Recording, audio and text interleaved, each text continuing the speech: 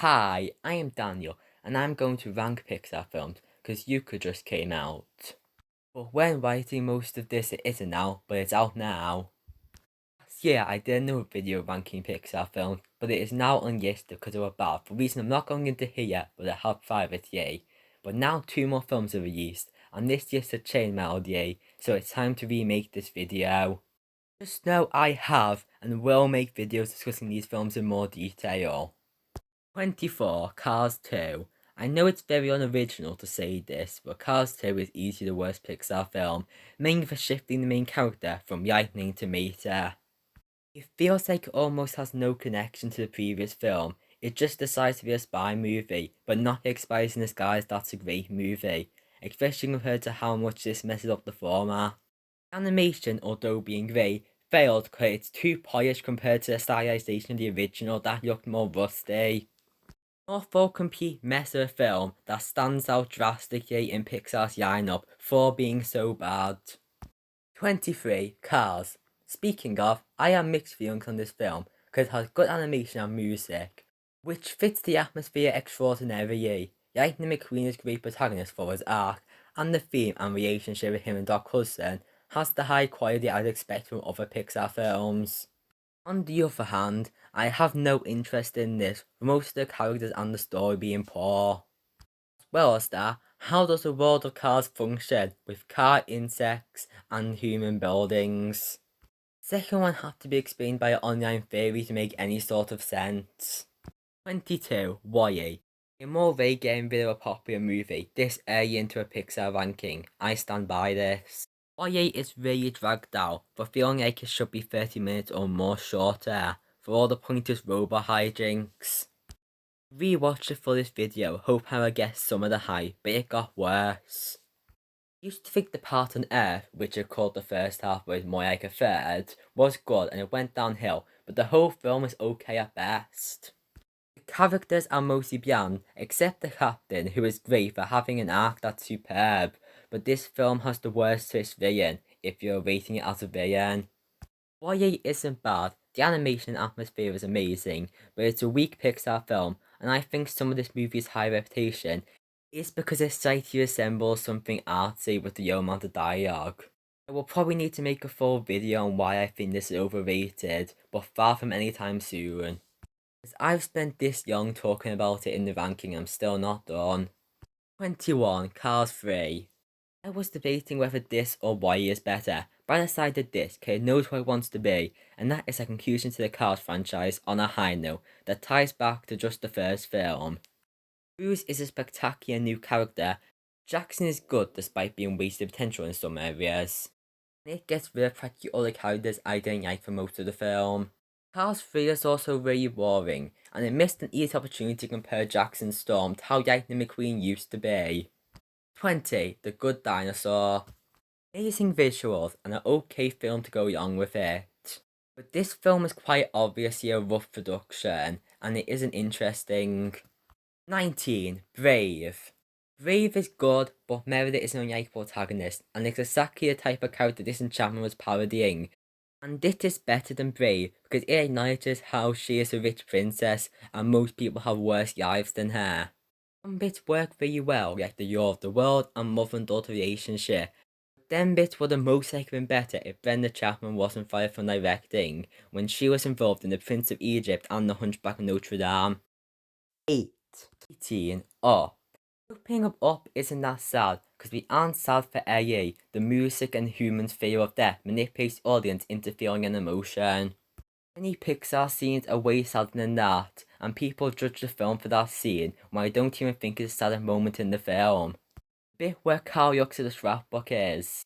Up is good but overrated, and these three other animated films in 2009 are way better and deserve the Best Picture nomination over this.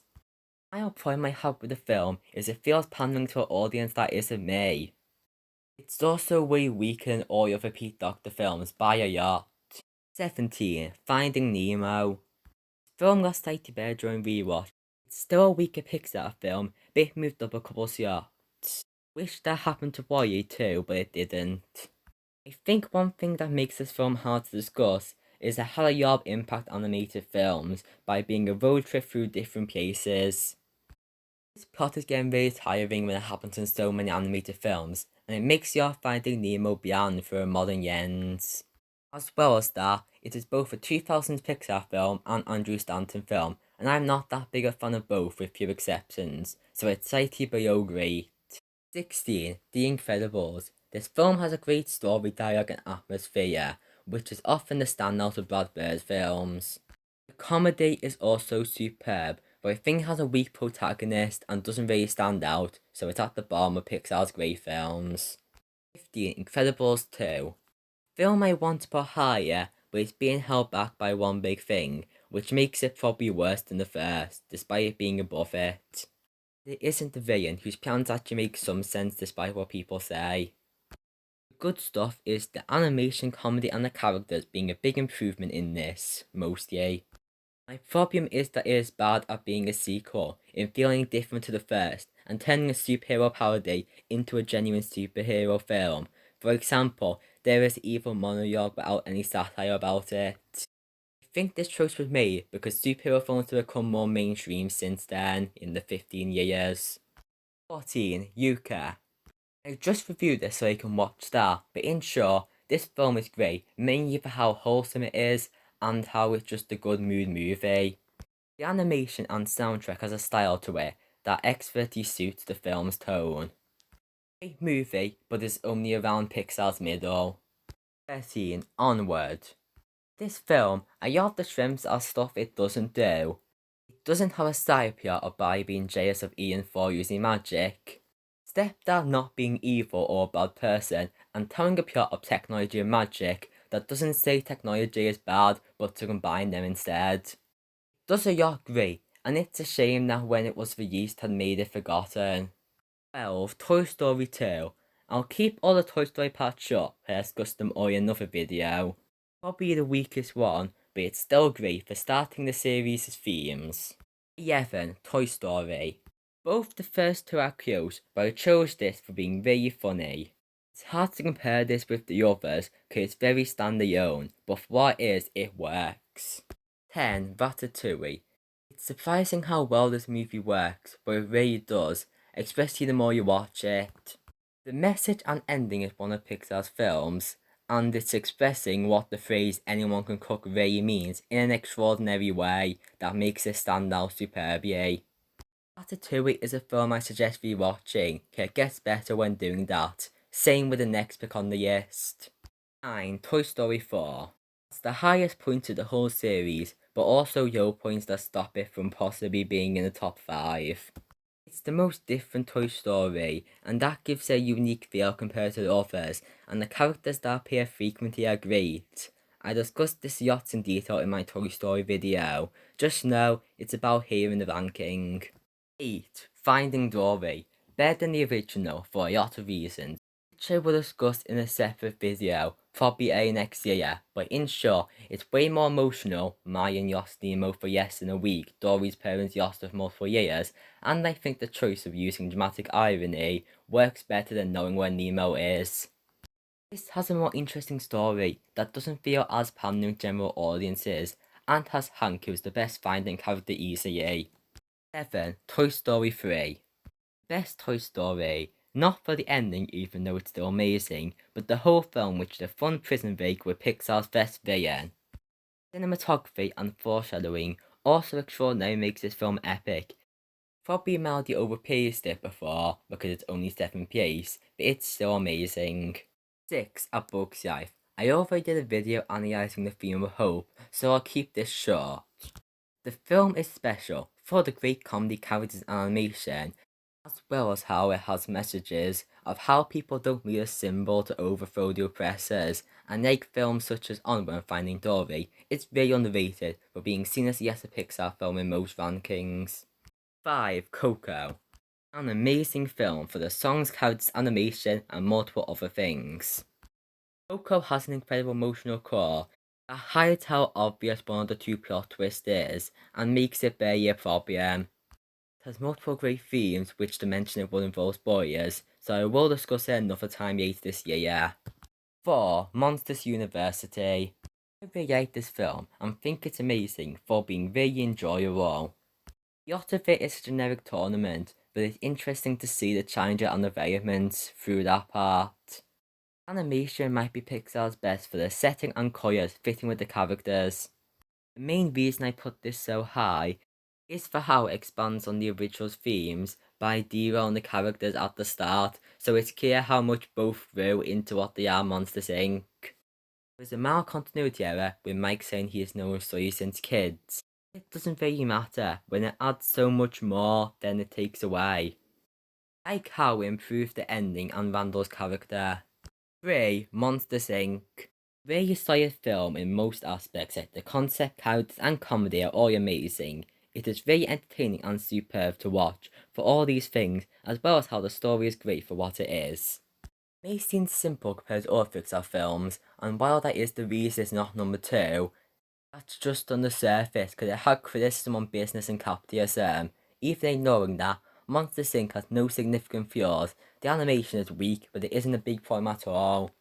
2. Soul. This might be a weird statement, but Soul feels the least like a film out of all Pixar films, for the message which brings up your questions like what to do in life and what does it mean to live, and it doesn't quite give direct answers, it just states life is life. It calls out a lot like the life purpose trap in society, and there is likely a lot more messages hidden I have only subconsciously noticed. It's the type of film where people more talented than me could make a 10-minute analysis of a choir choice or a musical note and how it ties to the themes. I have most been talking about Joe's story, but 22's is also incredible. It's more intellectual than emotional, even though it still is emotional. As well as that, all these messages I have been talking about, still spectacular on its own for the great story, characters and animation, despite some of the designs looking weird. Soul is a masterpiece, and the best film in probably the last 4 years, but it's not the best. 1. Inside Out. I really like the films directed by Pete Docter, because all my top 3 are his films, and also Up is just sitting there in the lower part of Pixar films. I'm not going to spend most of this segment talking about it like I did with Soul. Inside Out has a lot of great themes and messages about emotions, and you can interpret the story as both literal and metaphorical via these emotions. Both the world inside the mind and real world stuff are interesting to watch. The characters' animation and story is also incredible, but on top of that, ironically the emotion of this film is extraordinary for the conflicting emotion of the scene. Especially the ending. Not only is it the best Pixar film, but also one of my all-time best films, even though I'm still debating whether it's the best animated film of summer 2015. In conclusion, here is the tier list of Pixar films, and I'll put a dot to show where Luca is on the list. This video was young and finally improved the previous video of mine, which I've been wanting to do for a long time. I considered remaking it when Soul came out, but I decided I might as well wait till Luca. Continue the series of ranking films by animation studios. A certain one is highly requested, and I will do it eventually. This is just my opinion, and I mean it literally, because I will be extremely surprised if anyone agrees with this, because I have more Pixar and popular opinions than most other things. This video will be technically outdated when Turning Red comes out, but I probably won't remake it again, because I think redoing it when every film is released is bad, and will just say where it is in my ranking in my review of the film. I will only remake it if I have major problems with this video, which is unlikely. I hope you enjoyed this video if you watch it the full way through, cause it took a long time to make. The end.